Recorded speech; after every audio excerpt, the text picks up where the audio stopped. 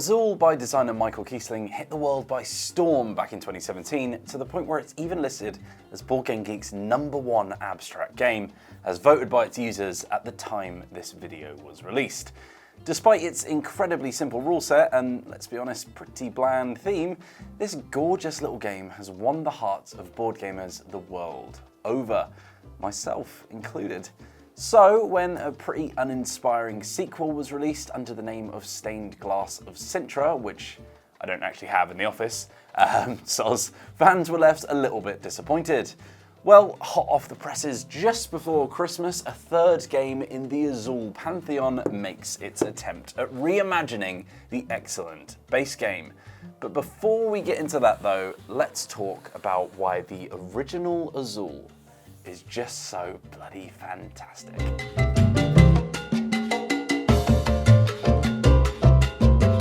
Azul is one of those games which requires you to utter that phrase that every board game enthusiast the world over has uttered a million times before.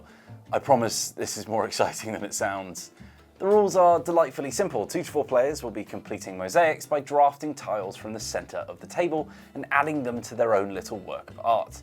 You'll each have a player board with a pattern of mosaics in a set of 5 different colours arranged on the board in a series of staggered rows. To fill one of those spaces with the correct tile, you'll have to collect a matching set of that colour and fill the row that sits to the left of the space that you're trying to fill. The first one is pretty easy to set up because you'll just need a single tile of that colour, but every row lower costs 1 extra to fill, ending in the bottom row, which is a massive 5 tiles per space to complete, because reasons. To grab said tiles, you'll be drafting them from these small little factory displays, which you'll have a varying amount of depending on the amount of players, and they'll be filled with 4 tiles each drawn randomly from a bag at the start of each turn. On your turn, you'll take all of the tiles of one colour from any of the locations on the table. Anything that doesn't get picked up is then dropped into the centre in between all the factories. Then those tiles that you've picked up will go onto any of the rows on your player board with a few rules to bear in mind. You have to place all the tiles that you've picked up into the same row, no spreading them across multiple locations. You're allowed to place tiles into a row that already contains some from a previous round, allowing you to complete rows gradually with multiple moves, but you can't place them into a row that already contains a row of a different colour to what you're placing. And that includes if you've already filled the tile of that colour on your scoreboard. Finally, and this is the most important one, you're more than welcome to place more tiles than you can fit into a single row, but any excess tiles will be broken and go into this broken tile tracker at the bottom of your board. Each tile placed here is worth minus points at the end of the round, and the amount of points each tile will deduct grows exponentially as you fill the tracker up. On subsequent turns, you'll also be able to grab your tiles from the factory offcuts that lie in the middle of the table, but the first person to grab from there will also pick up this little number tile, which will go straight into your broken tile track. But it will also give you the benefit of the first pick in the next round. Once all the tiles have been picked by all the players around the table, whether they wanted them or not, you'll score points and reset the round. Each row that you've managed to fill will allow you to place on the relevant space of your scoreboard, and you'll earn points for any tile that you placed and any orthogonally connected tiles. Play continues like this until at least one player has completed a row of tiles on their scoreboard, which means you'll have at least 5 rounds of play, but when the game's end is up to the players. At the end of the game, you'll also score some bonus points for completing rows, columns, or by placing every tile of one colour on the board. And that's Azul in all of its simplicity and elegance. From the offset, it might be difficult to see what's so special about it, but this is without a doubt one of my favourite abstract games on the market, and judging by the rankings, it might just be your favourite too.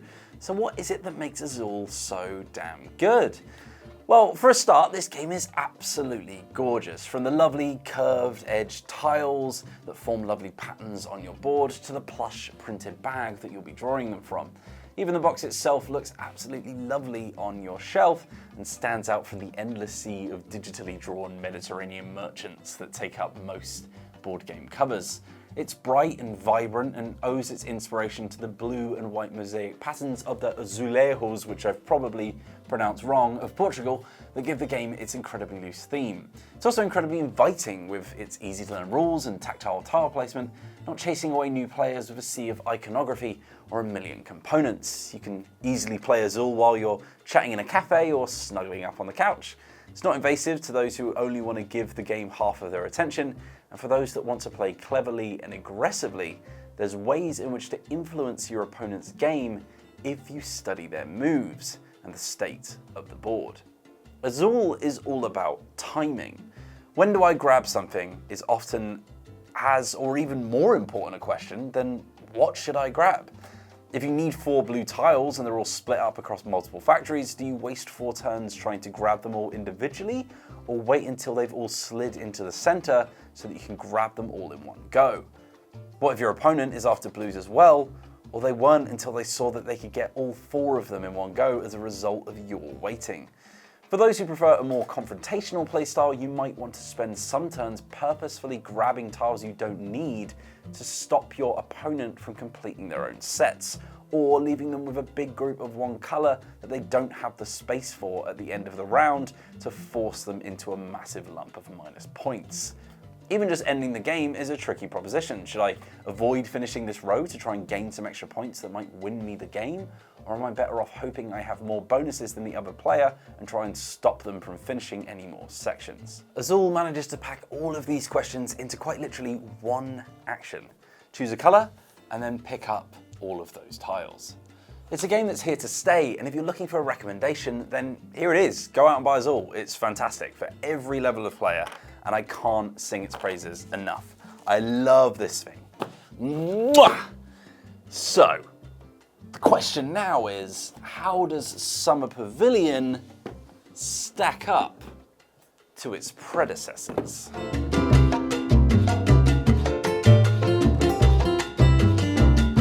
Is this a worthwhile addition to the collections of people who have already played and love Azul? If you're new to the series, should you jump straight into Summer Pavilion and skip the first 2 games altogether? Well, before we jump into that, let's talk about the differences between the 2 games. There we go.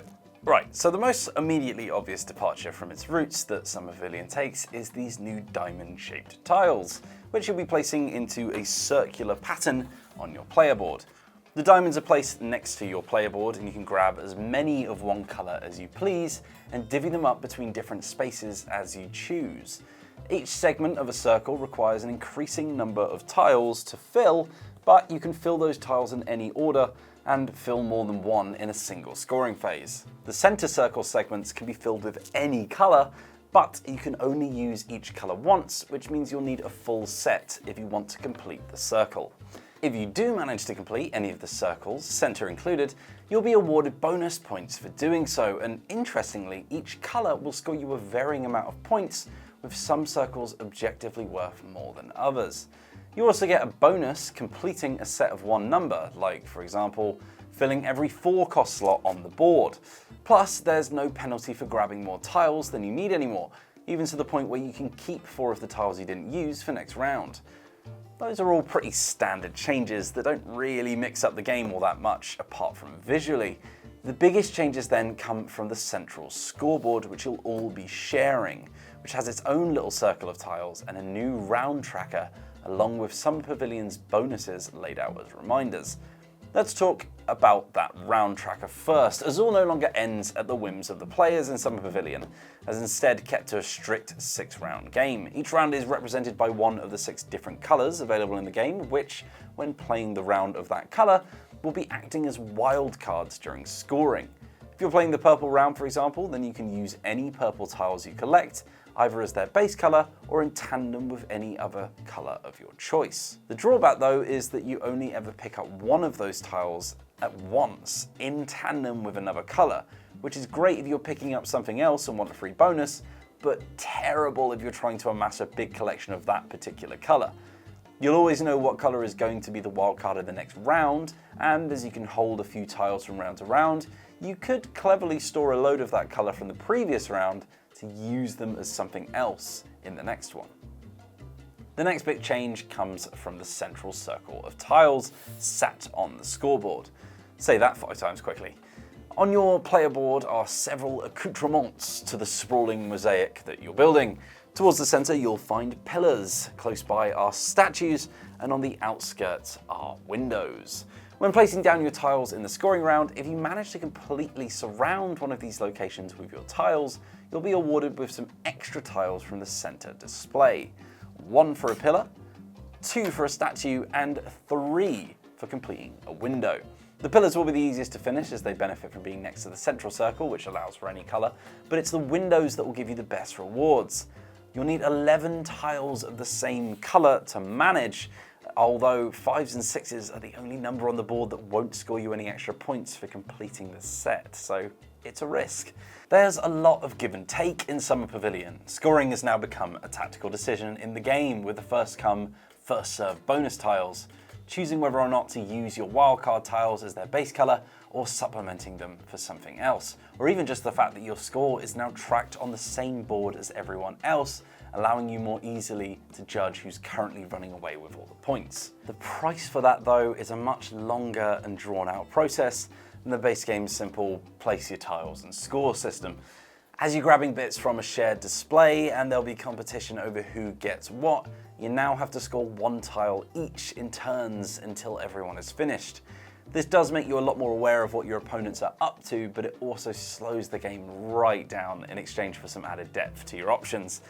If you do end up falling behind your opponents, these scoring rounds can become tiring quickly as you watch them storm ahead, especially if one player ends up having a really thorough round with multiple steps and decisions. On top of that, whilst the board is pretty, it can also be pretty unintelligible from a distance for those who are trying to keep an eye on the other players' plans.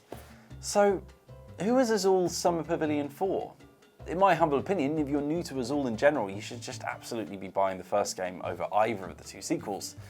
There isn't enough in this game that really adds to the central experience of what Azul offers, and I think for new players it'll actually take some of the potential enjoyment out of it. For me, this is a game for Azul diehards, for those that want another avenue to explore the central mechanics in their beloved game with some nice new tiles and some interesting new puzzles to work around.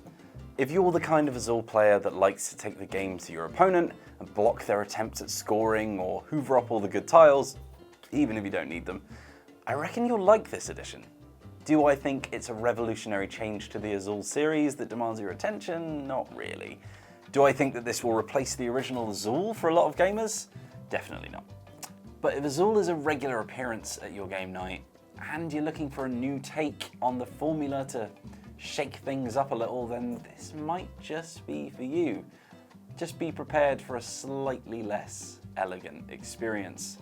More importantly, if you haven't played the original Azul, then I implore you to give this one a go, especially if you're new to the hobby, because it's a modern day classic and it sits right up there with some of the greats.